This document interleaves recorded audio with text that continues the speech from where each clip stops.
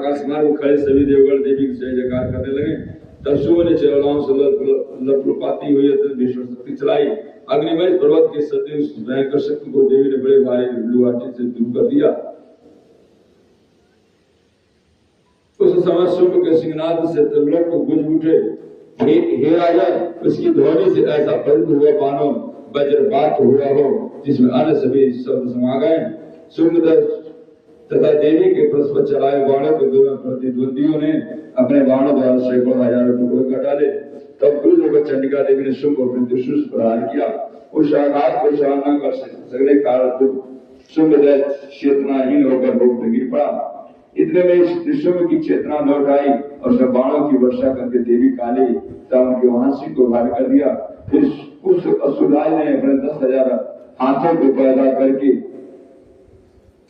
चक्रों का आघात से देवी को शांत कर डाला। तब असहाय पीड़ा निवारणी देवी दुर्गा ने गल के बाणों से उन चक्र बाणों को उतार दिया। तब देवी के इस अतुलनीय सवाल को देखकर निशुम अपने सैन्य दल के साथ चंडिका वध करने के उद्देश्य से हाथ में गदा लेकर बहुत वेग से उन पर झपटा। देवी ने अपनी तीर तलवार से उसकी गदा काट दिया। गदा नष्ट होते उसने हाथ में त्रिशूल धारण कर लिया। देवताओं के पीड़क शंभु को हाथ में शूल लेकर आते देख चंडिका ने बड़े वेग से अपने शूल चलाकर उसके वश को विदित कर दिया। शूल से छाती छिद्र हो जाने उसी के समान महाकाय दैत्य उसकी छाती से निकलकर खड़ी रह कहता हुआ बोलने लगा। उस निकलते हुए दैत्य की बात में देवी अटवा कर से उठी और प्रवास उसका स्वीकार किया। तब वह दैत्य भूमि पर गिर ढेर हो गया।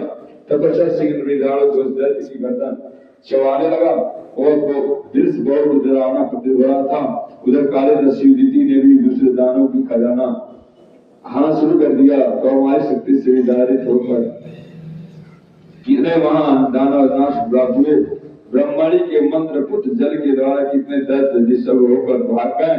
कितने ही दानव माहेश्वरी के त्रिशूल से छिन्न भिन्न होकर नष्ट हो गए। बाराई कृतों की मार से कितनों की हड्डी पतली चूर हो गई। वैष्णव ने अपने चक्र की प्रहार से राष्ट्र खंड कर डाले। इंद्रिय घास से चलाए हुए वज्र से आहत होकर कितनों को अपनी जान गंवानी पड़ी।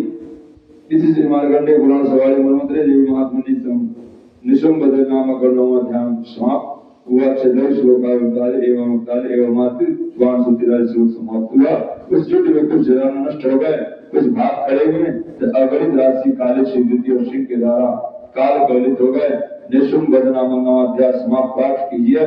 10वां अध्याय शुंभ निशुंभ शुंभ दानव का